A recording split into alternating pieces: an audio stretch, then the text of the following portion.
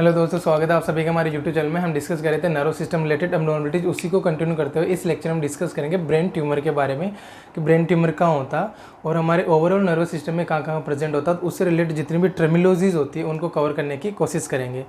Brain tumour discuss करने से पहले हम एक बार ट्यूमर के बारे में जान लेते हैं कि ट्यूमर क्या होता है। जो नॉर्मली हमारी सेल्स होती है, हमारी बॉडी की कोशिकाएं होती है, वो एक नॉर्मल लेवल तक ग्रोथ करती है, एक लिमिटेड साइज़ तक ग्रोथ करती है in case of normal. But जब वो उनके जो डीएनए होते हैं उनमें म्यूटेशन हो जाता है किसी भी कार्सिनोजेंस की वजह से। अच्छा, कार्सिनोजन एक रिस्क फैक्टर्स होते हैं, या हम बोल सकते हैं कोई भी एजेंट जो डायरेक्टली और इनडायरेक्टली कैंसर प्रोड्यूस करने के लिए रेस्पॉन्सिबल होते हैं, उन्हें हम कार्सिनोजन बोलते हैं। तो कार्सिनोजन की वजह से सेल के अंदर म्यूटेशन हो जाता है, और म्यूटेशन होने की वजह से जो उसकी कंट्रोलेबल कैपेसिटी होती है, या कि जो लिमिटेशन तक वो ग्रोथ करती है, या उसकी जो साइज़ होती है, या उसकी जो डिवीज़न होने की कैपेसिटी होती है, वो लॉस हो जाती है। और लॉस होने की वजह से सेल अबनॉर्मल तरीके से ग्रोथ करने लगती है, उसकी साइज़ भी बढ़ती है, साथ साथ उसकी जो डिवीज़न होते हैं, उसकी काउंटिंग होती है, वो भी बढ़ने लग जाती है। तो उस केस को हम क्या बोलते हैं, कैंसर बोलते हैं, या हम उसे ट्यूमर से भी प्रोनाउंसिएट करते हैं। साथ ही हम उसे मेलिग्नेंसी बोलते हैं और उसे न्यूप्लाज्म भी बोलते हैं। तो ओवरऑल तीनों चारों टर्मिनोलॉजी एक ही होती है। आपको याद रखना है कि जब सेल से किसी भी बॉडी पार्ट में, यहाँ पे हम नर्वस सिस्टम डिस्कस कर रहे हैं इसलिए यहाँ पे ब्रेन ट्यूमर बोला जाएगा। बाकी किसी भी बॉडी पार्ट में जहाँ पे सेल्स अबनॉर्मल तरीके से ग्रोथ कर रही है, अबनॉर्मल तरीके से उनका डेवलपमेंट हो रहा है in size and in shape, और साथ ही उनकी जो काउंटिंग होती है वो बढ़ रही है, तो उस केस को हम क्या बोल देंगे, ट्यूमर बोल देंगे।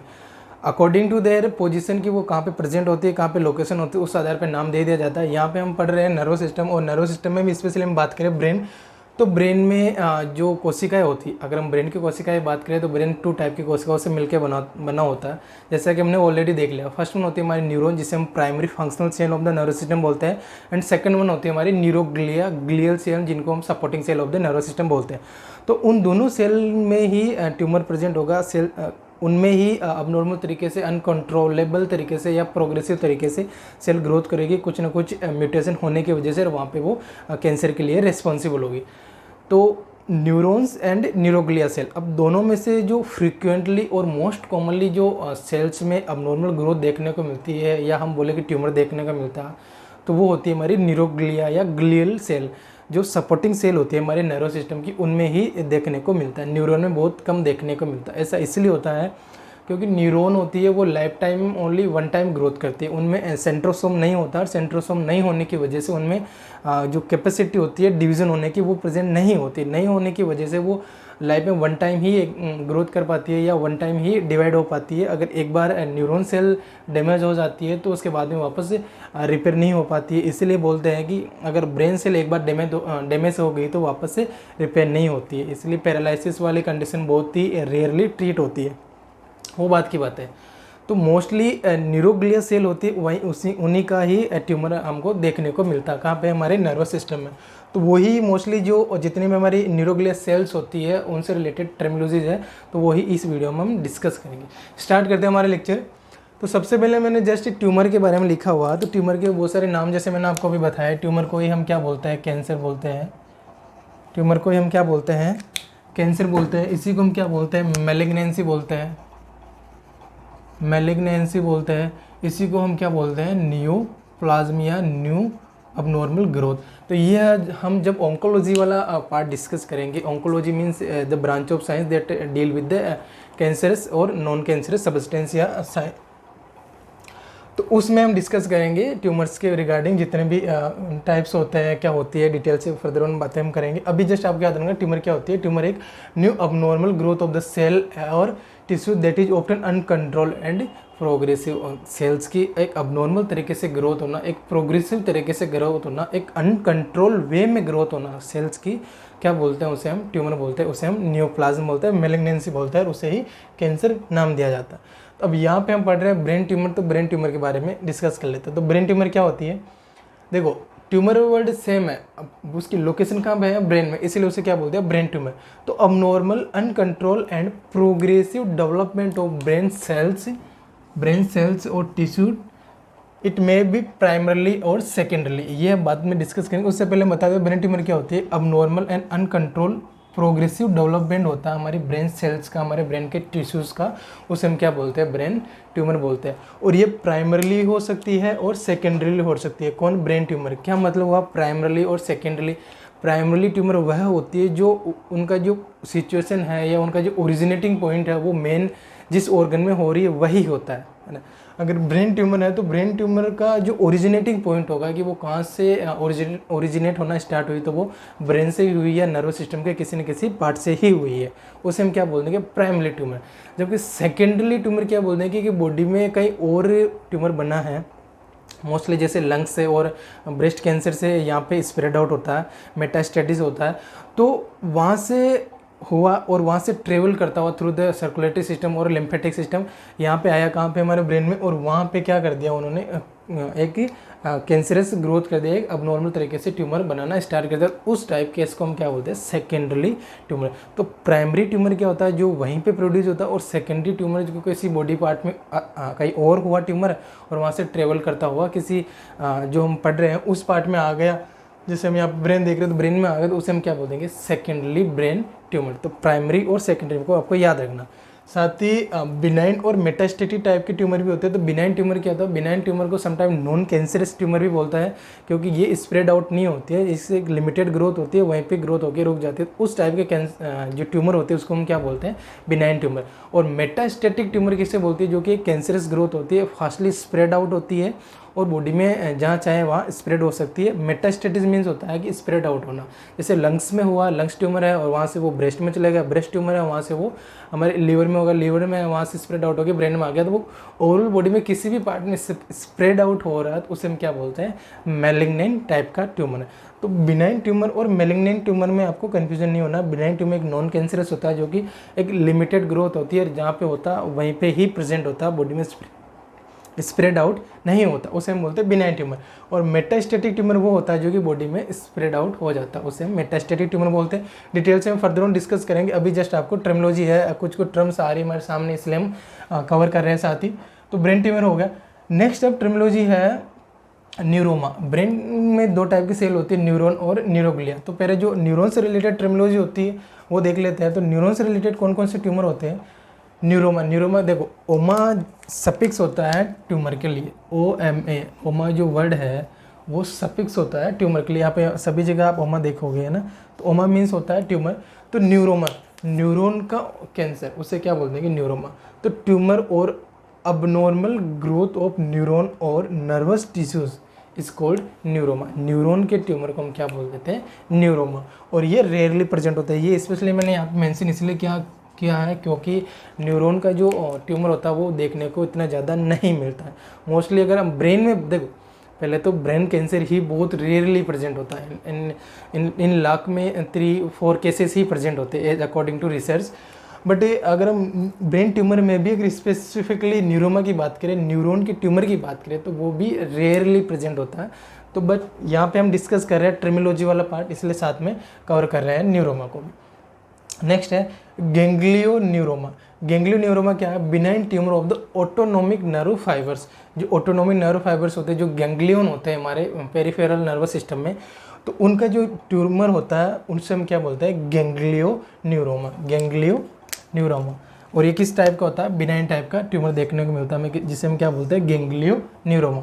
नेक्स्ट टर्मिनोलॉजी हमारे सामने न्यूरोब्लास्टोमा। न्यूरोब्लास्टोमा देखो, ब्लास्टोमा जो ब्लास्टोसाइट्स होती है, एक इमेच्योर सेल्स होती है, या हम बोल सकते हैं स्टेम सेल होती है, हमारे प्रिकर्सर सेल्स होती है मेच्योर सेल की।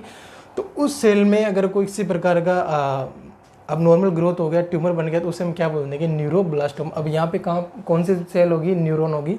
तो it is a tumour that develop from immature nerve cells या स्टेम सेल या precursor cell that found in several area of the body, specifically in glandular tissue. Glandular tissue में ज़्यादातर देखने को मिलता है, लेकिन यहाँ पे हम नर्व सिस्टम पढ़ रहे हैं, इसलिए न्यूरोब्लास्टोमा ही अभी आपको याद रखना। It is a tumour that develop from the immature nerve sales. Immature nerve sales से जो ट्यूमर डेवलप होता है उसे हम क्या बोल देते हैं, न्यूरोब्लास्टोमा। और ये मोस्टली चिल्ड्रंस में, बच्चों में देखने को मिलता है। नेक्स्ट है अकाउस्टिक न्यूरोमा। अकाउस्टिक न्यूरोमा क्या होता है, slow growing benign tumour of acoustic nerve. जो अकाउस्टिक नर्व होती है उसका एक बिनाइन टाइप का ट्यूमर होता है, उसे हम क्या बोल देते हैं, अकाउस्टिक न्यूरोमा। हम अकाउस्टिक नर्व की बात करें तो वो कौन सी होती है, वो क्रीनियल नर्व 8 होती है, जो हमने डिस्कस किया था। कौन सी होती है, क्रीनियल नर्व 8, क्या नाम होता है उसका, वेस्टिबुलो कोक्लियर। तो वेस्टिबुलो कोक्लियर की जो वेस्टिबुलर ब्रांच होती है उसे हम अकाउस्टिक नर्व बोलते हैं, जो कि हमारे सेरेबेलम तक पहुंचती है और बैलेंस और कोऑर्डिनेशन में हेल्पफुल होती है, जैसा कि हमने ऑलरेडी देख लिया।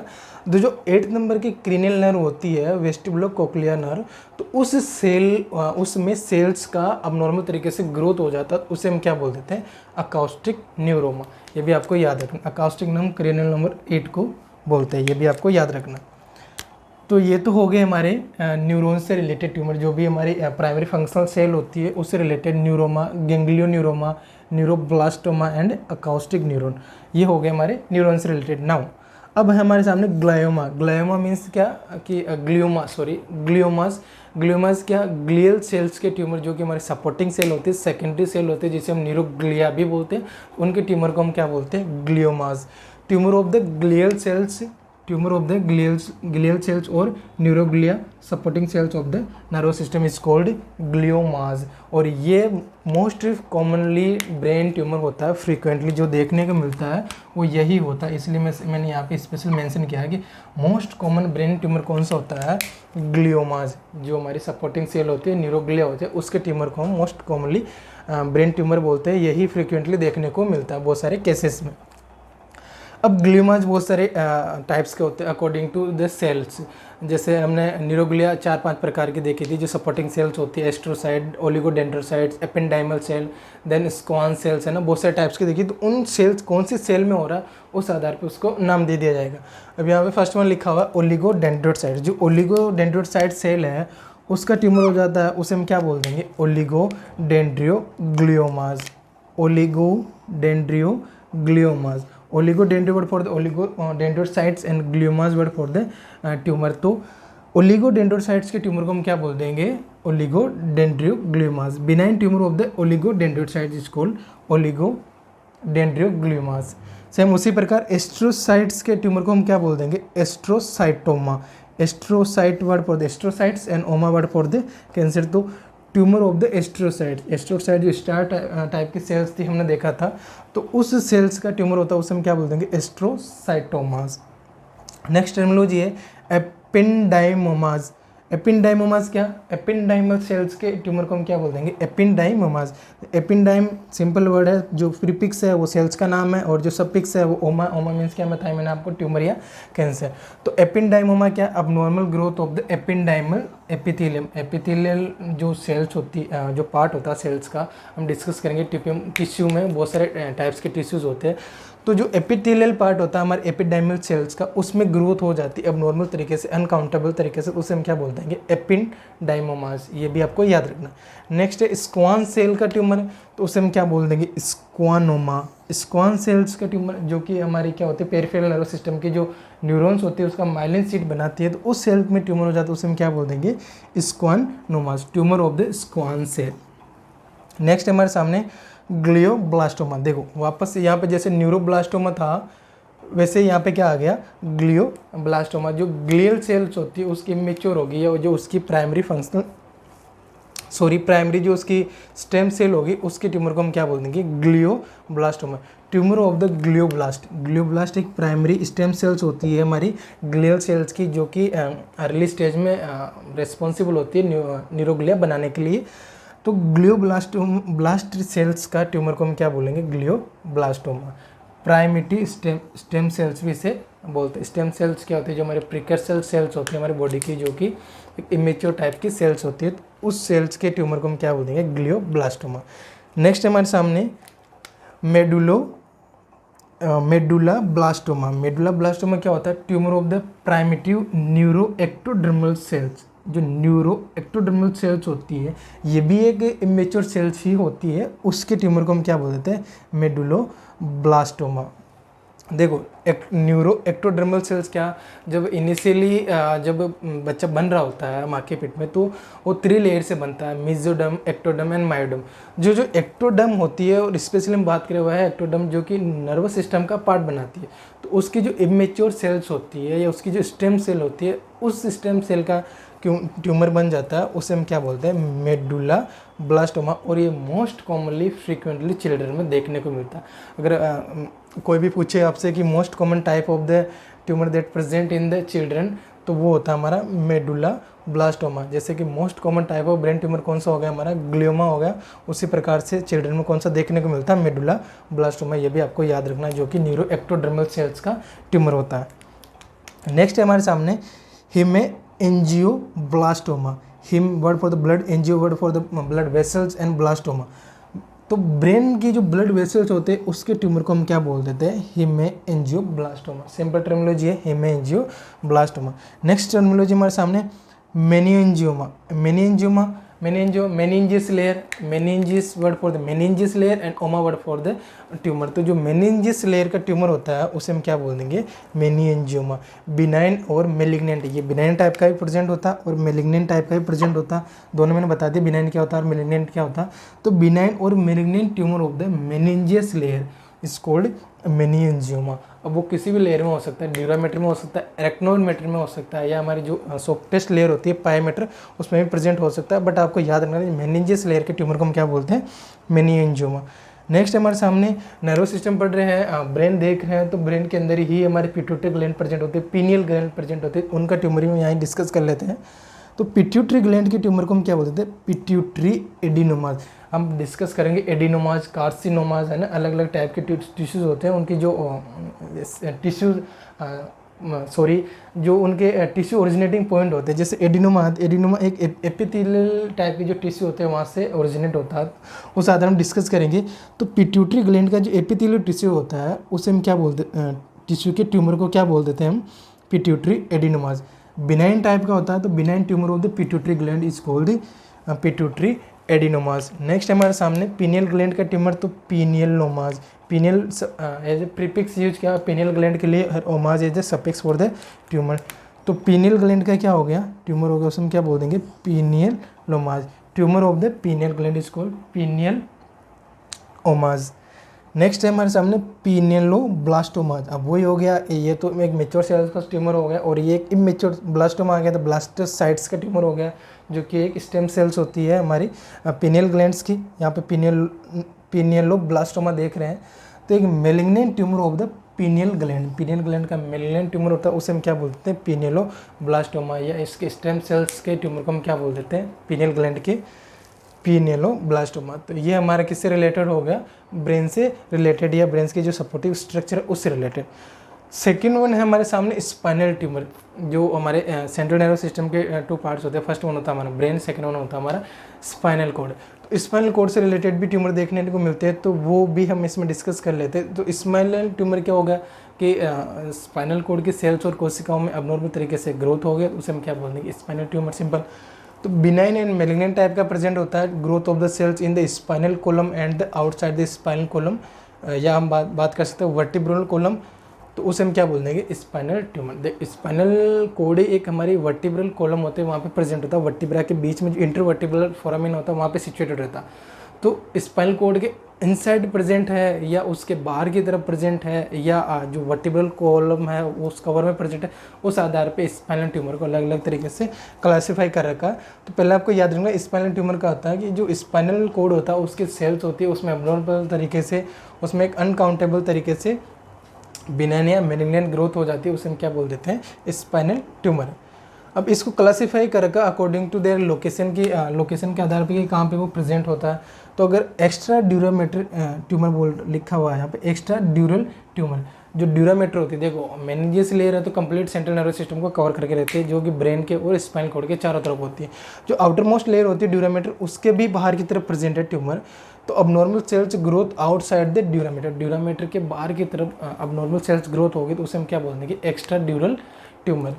और वही है इंट्राड्यूरल, ड्यूरामेटर के अंदर की तरफ, मतलब स्पाइनल कोड की तरफ बात कर रहे हैं हम, तो इंट्राड्यूरल ट्यूमर उसे बोल देंगे। और इसको भी फर्दर क्लासीफाई किया कि intradural but extra medullary, medullary space जो स्पाइनल कॉर्ड का अंदर वाला स्पेस होता है उसे इंट्रा मेडुलरी कैनाल बोलते हैं, इंट्रा मेडुलरी स्पेस बोलते हैं। तो उस स्पेस में प्रेजेंट है तो उसे तो हम बोल देंगे इंट्राड्यूरल तो है, साथ ही इंट्रा मेडुलरी है, और उस मेडुलरी स्पेस के बाहर प्रेजेंट है बट ड्यूरामीटर के अंदर की तरफ प्रेजेंट है। समझ पा रहे हैं ना, ड्यूरामीटर के तो अंदर की तरफ प्रेजेंट है और स्पाइनल कॉर्ड से बाहर या जो मेडुलरी कैनाल है उससे बाहर की तरफ प्रेजेंट है, उसे हम क्या बोल देंगे, intradural inside the dura mater and extra medullary outside the medullary canal is called intradural extra medullary tumour.